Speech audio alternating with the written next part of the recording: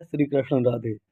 जो व्यक्ति चैनल से नए जुड़ रहे हैं वे चैनल को लाइक और सब्सक्राइब करें। आज हम विष्णु पुराण में प्रथम अंश में 12वें अध्याय का वर्णन सुनेंगे, जिसमें ध्रुव की तपस्या से प्रसन्न हुए भगवान का आविर्भाव और उसे ध्रुव पद दान का वर्णन किया गया है। श्री पराशर जी बोले, हे मैत्रेय, यह सब सुनकर राजपुत्र ध्रुव उन ऋषियों को प्रणाम कर उस वन से चल दिया और हे द्विज, अपने को कृतकृत्य सा मानकर वह यमुना तटवर्ती अति पवित्र मधु नामक वन में आया। आगे चलकर उस वन में मधु नामक दैत्य रहने लगा था, इसलिए वह इस पृथ्वी तल में मधुवन नाम से विख्यात हुआ। वहीं मधु के पुत्र लवण नामक महाबली राक्षस को मारकर शत्रुघ्न ने मधुरा नाम की पुरी बसाई, जिसमें निरंतर देवदेव श्री हरि की सन्निधि रहती है। उसी सर्व पापाहारी तीर्थ में ध्रुव ने तपस्या की।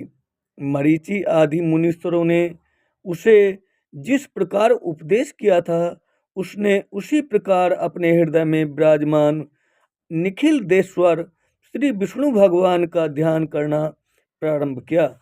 इस प्रकार हे विप्र, अनन्य चित्त होकर ध्यान करते रहने से उसके हृदय में सर्वभूतांतर्यामी भगवान हरि सर्वतोभाव से प्रकट हुए। हे मैत्रेय, योगी ध्रुव के चित्त में भगवान विष्णु के स्थित हो जाने पर सर्वभूतों को धारण करने वाली पृथ्वी उसका भार न संभाल सकी।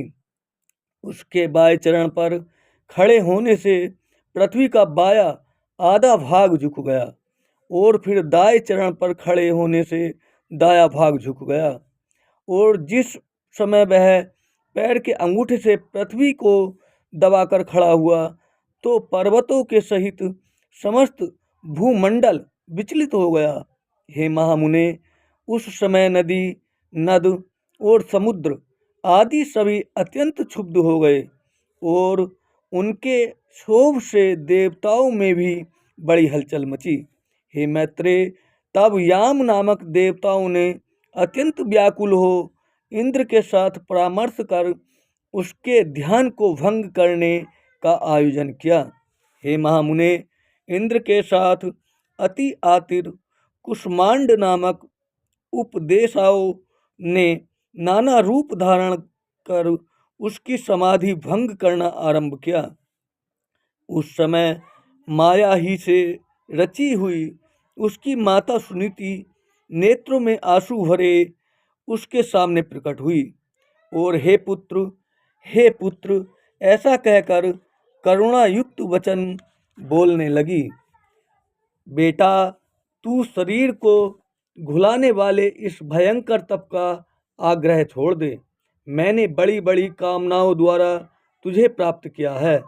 अरे, मुझ अकेली अनाथा दुखिया को शोध के कटु वाक्यों से छोड़ देना तुझे उचित नहीं है।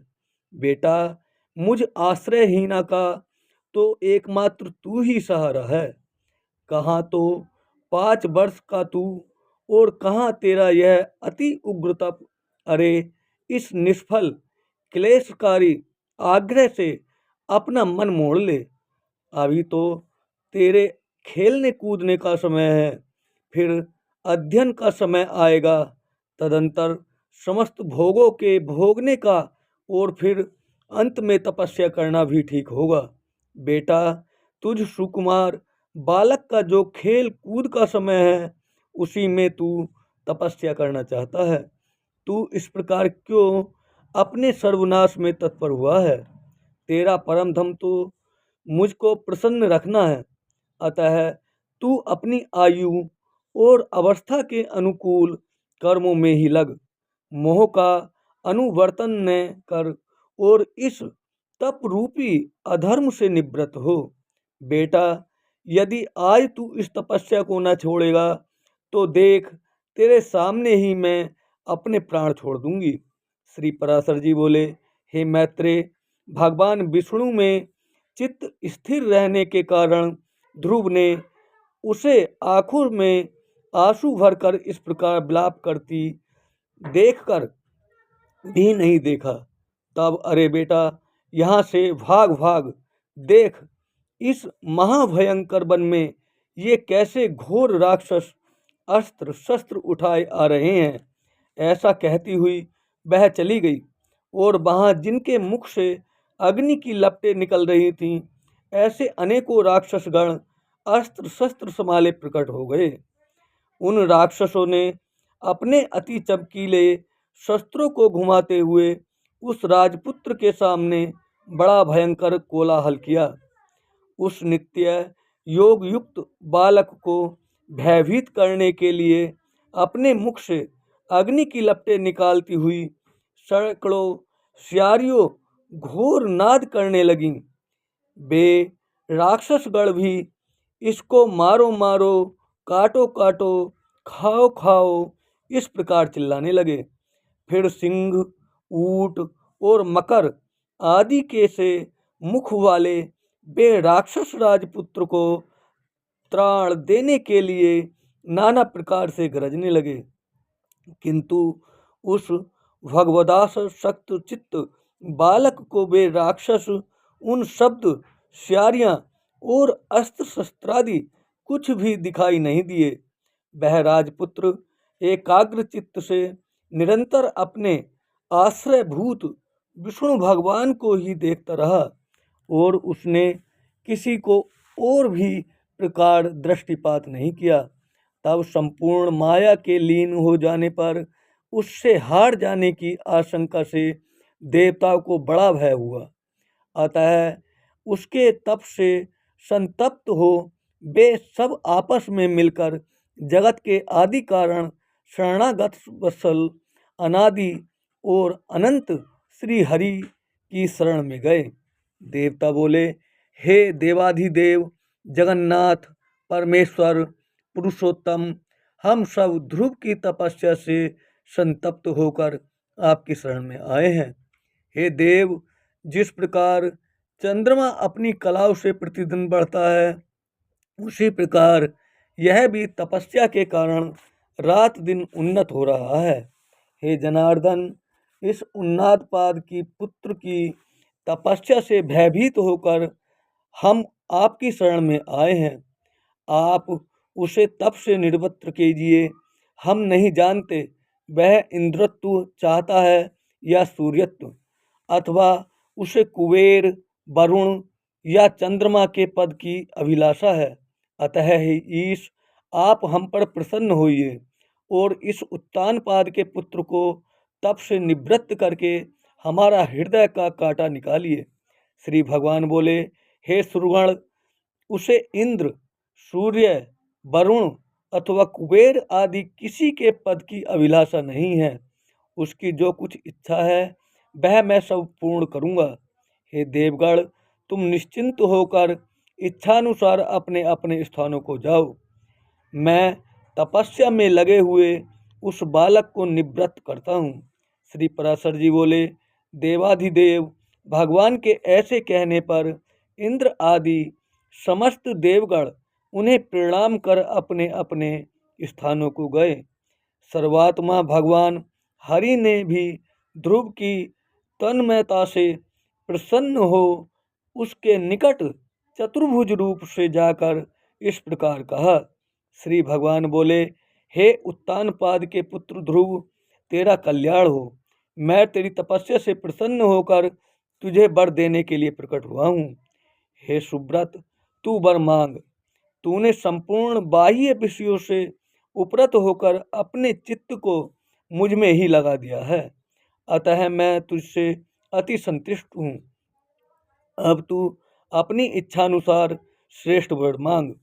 श्री पराशर जी बोले, देवादिदेव भगवान के ऐसे वचन सुनकर बालक ध्रुव ने आंखें खोली और अपनी ध्यानावस्था में देखे हुए भगवान हरि को साक्षात अपने सम्मुख खड़े देखा। श्री अच्युत को किरीट तथा शंख, चक्र, गदा, सांग्र, धनुष और खड़ग धारण किए देख उसने पृथ्वी पर सिर रखकर प्रणाम किया और सहसा रोमांचित तथा परम भयभीत होकर उसने देव देव की स्तुति करने की इच्छा की। किंतु इनकी स्तुति के लिए मैं क्या कहूँ? क्या कहने के लिए से इनका स्वयं हो सकता है, यह न जानने के कारण वह चित्त में व्याकुल हो गया और अंत में उसने उन देव देव की ही शरण ली। ध्रुव ने कहा, भगवान, आप यदि मेरी तपस्या से संतुष्ट हैं तो मैं आपकी स्तुति करना चाहता हूँ। आप मुझे यही वर दीजिए। जिनकी गति ब्रह्मा आदि वेद ज्ञान जन भी नहीं जानते, उन्हीं आपका मैं बालक कैसे स्तुवन कर सकता हूँ। किंतु हे परम प्रभु, आपकी भक्ति से द्रवीभूत हुआ मेरा चित्त आपके चरणों की स्तुति करने में प्रवृत्त हो रहा है। अतः आप इसे उसके लिए बुद्धि प्रदान कीजिए। श्री पराशर जी बोले, हे द्विजवर्य, तब जगतपति श्री गोविंद ने अपने सामने हाथ जोड़े खड़े हुए उस उत्तानपाद के पुत्र को अपने शंख के अंत भाग से छू दिया। तब तो एक क्षण में ही वह राजकुमार प्रसन्न मुख से अति विनीत हो सर्वभूताधिष्ठान श्री अच्युत की स्तुति करने लगा। ध्रुव बोले, पृथ्वी, जल, अग्नि, वायु, आकाश, मन, बुद्धि, अहंकार और मूल प्रकृति के सब जिनके रूप हैं, उन भगवान को मैं नमस्कार करता हूँ, जो अति शुद्ध, सूक्ष्म, सर्वव्यापक और प्रधान से भी परे हैं। वह पुरुष जिनका रूप है, उन गुण भोक्ता परम पुरुष को मैं नमस्कार करता हूँ। हे परमेश्वर, पृथ्वी आदि समस्त भूत, गंधादि, उनके गुण, बुद्धि आदि अंतःकरण, चतुष्टय तथा प्रधान और पुरुष से भी परे जो सनातन पुरुष हैं, उन आप निखिल ब्रह्मांड नायक के ब्रह्मभूत शुद्ध स्वरूप आत्मा की मैं शरण में हूँ। हे परमात्मन, हे योगियों के चिंतनीय, व्यापक और वर्धनशील होने के कारण आपका जो ब्रह्म नामक स्वरूप है, उस विकार रहित रूप को मैं नमस्कार करता हूँ। हे प्रभु, आप हजारों मस्तकों वाले, हजारों नेत्रों वाले और हजारों चरणों वाले परम पुरुष हैं। आप सर्वत्र व्याप्त हैं और संपूर्ण ब्रह्मांड को व्याप्त कर 10 गुण महाप्रमाण से स्थित हैं। हे पुरुषोत्तम, भूत और भविष्यत जो कुछ पदार्थ हैं, वे सब आप ही हैं तथा विराट, स्वराट, सम्राट और अधिपुरुष आदि भी सब आप ही से उत्पन्न हैं। वे ही आप इस पृथ्वी के नीचे, ऊपर और इधर उधर सब ओर बढ़े हुए हैं। यह संपूर्ण जगत आप ही से उत्पन्न हुआ है तथा आप ही से भूत और भविष्यत हुए हैं।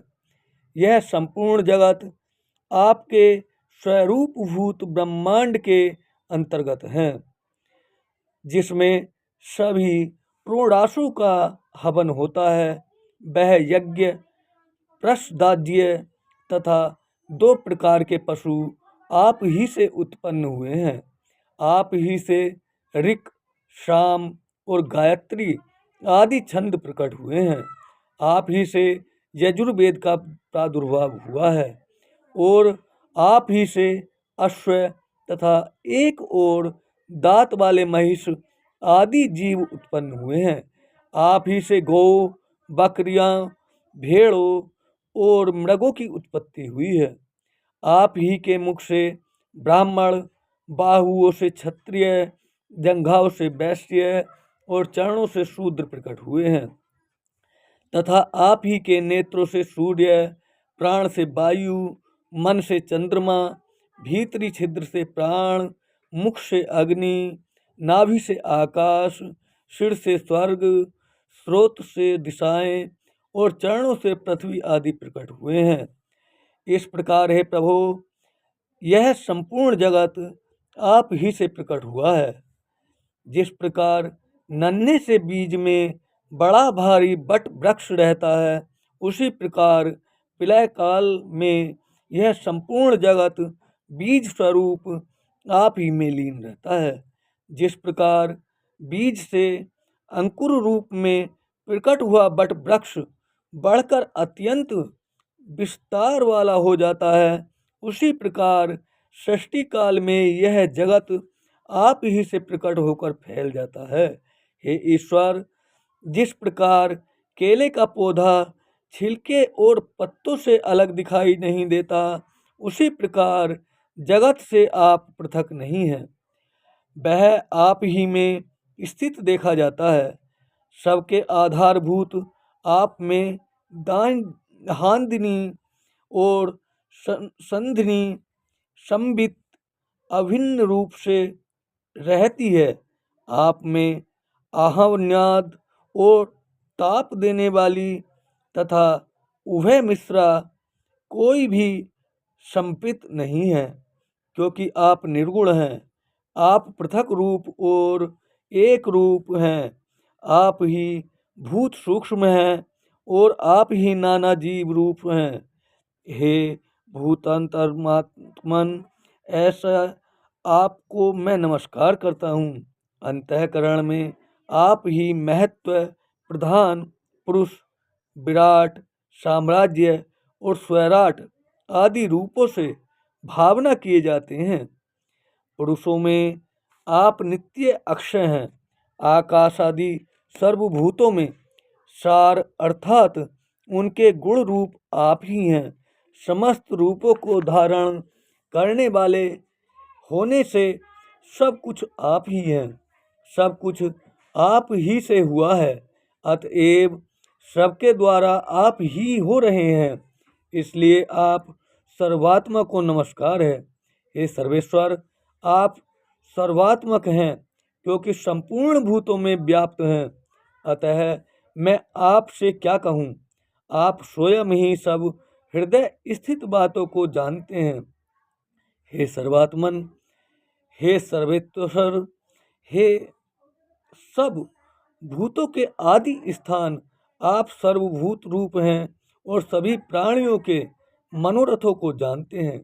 हे नाथ, मेरा जो कुछ मनोरथ था वह तो आपने सफल कर दिया, और हे जगतपते, मेरी तपस्या भी सफल हो गई, क्योंकि मुझे आपका साक्षात दर्शन प्राप्त हुआ है। श्री भगवान बोले, हे ध्रुव, तुमको मेरा साक्षात दर्शन प्राप्त हुआ, इससे अवश्य ही तेरी तपस्या तो सफल हो गई, परंतु हे राजकुमार, मेरा दर्शन भी तो कभी निष्फल नहीं होता। इसलिए तुझको जिस वर की इच्छा हो वह मांग ले। मेरा दर्शन हो जाने पर पुरुष को सभी कुछ प्राप्त हो सकता है। ध्रुव बोले, हे भूत भविष्यर भगवान, आप सभी के अंतःकरणों में विराजमान हैं। हे ब्रह्मान, मेरे मन की जो कुछ अभिलाषा है वह क्या आपसे छिपी हुई है? तो भी हे देवेश्वर, मैं निर्विनीत जिस अति दुर्लभ वस्तु की हृदय से इच्छा करता हूँ, उसे आपकी आज्ञा अनुसार आपके प्रति निवेदन करूँगा। हे समस्त संसार को रचने वाले परमेश्वर, आपके प्रसन्न होने पर क्या दुर्लभ है। इंद्र भी आपके कृपा कटाक्ष के रूप से ही त्रिलोकी को भोगता है। हे प्रभु, मेरी सौतेली माता ने गर्भ से अति बढ़ बढ़कर मुझसे यह कहा था कि जो मेरे उदर से उत्पन्न नहीं है उसके योग्य यह राजासन नहीं है। अतः हे प्रभु, आपको प्रसाद से मैं उस सर्वोत्तम एवं अव्यय स्थान को प्राप्त करना चाहता हूँ, जो संपूर्ण विश्व का आधारभूत हो। श्री भगवान बोले, अरे बालक, तूने अपने पूर्व जन्म में मुझे संतुष्ट किया था, इसलिए तू जिस स्थान की इच्छा करता है उसे अवश्य प्राप्त करेगा। पूर्व जन्म में तू एक ब्राह्मण था और मुझसे निरंतर एकाग्र चित्त रहने वाला माता पिता, सेवक तथा स्वधर्म का पालन करने वाला कालांतर में एक राजपुत्र तेरा मित्र हो गया। वह अपनी युवावस्था में संपूर्ण भोगों से संपन्न और अति दर्शनीय रूप लावण्य युक्त था। उसके संग से दुर्लभ वैभव को देखकर तेरी ऐसी इच्छा हुई कि मैं भी राजपुत्र हूँ।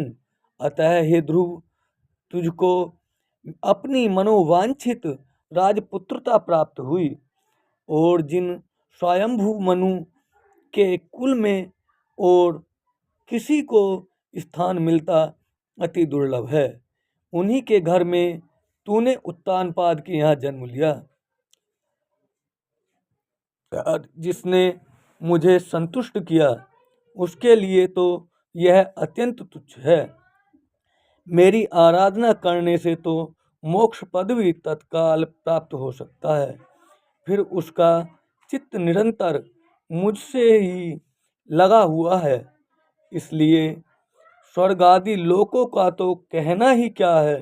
हे ध्रुव, मेरी कृपा से तू निःसंदेह उस स्थान में जो त्रिलोकी में सबसे उत्कृष्ट है, संपूर्ण ग्रह और तारामंडल का आश्रय बनेगा।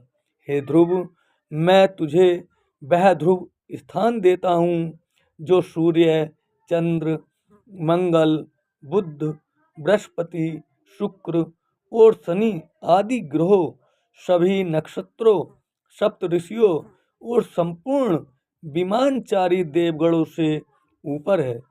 देवताओं में से कोई तो केवल 4 युग तक और कोई एक मनवंतर तक ही रहते हैं, किंतु तुझे मैं एक कल्प तक की स्थिति देता हूँ।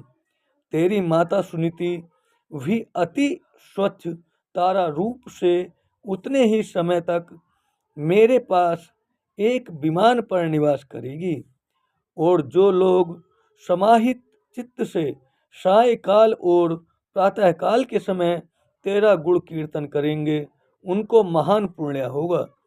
श्री पराशर जी बोले, हे महामते, इस प्रकार पूर्व काल में जगतपति देवाधिदेव भगवान जनार्दन से वर पाकर ध्रुव का अत्युत्तम स्थान में स्थित हुए।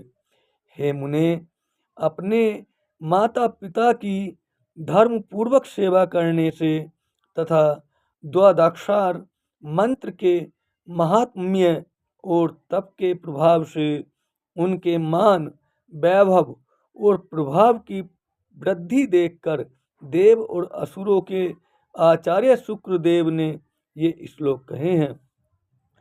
अहो, इस ध्रुव के तप का कैसा प्रभाव है, अहो इसकी तपस्या का कैसा अद्भुत फल है, जो इस ध्रुव को ही आगे रखकर सप्त ऋषिगण स्थित हो रहे हैं। इसकी यह सुनीति नाम वाली माता भी अवश्य ही सत्य और हितकर बोलने वाली है। संसार में ऐसा कौन है जो इसकी महिमा का वर्णन कर सके। जिसने अपनी कोख में उस ध्रुव को धारण करके त्रिलोकी का आश्रयभूत अति उत्तम स्थान प्राप्त कर लिया, जो भविष्य में भी स्थिर रहने वाला है। जो व्यक्ति ध्रुव के इस दिव्य लोक प्राप्ति के प्रसंग का कीर्तन करता है, वह सब पापों से मुक्त होकर स्वर्गलोक में पूजित होता है। वह स्वर्ग में रहे या पृथ्वी में कभी अपने स्थान से च्युत नहीं होता और समस्त मंगलों से भरपूर रहकर बहुत काल तक जीवित रहता है। इति श्री विष्णु पुराणे प्रथमे अंशे 12 अध्याये।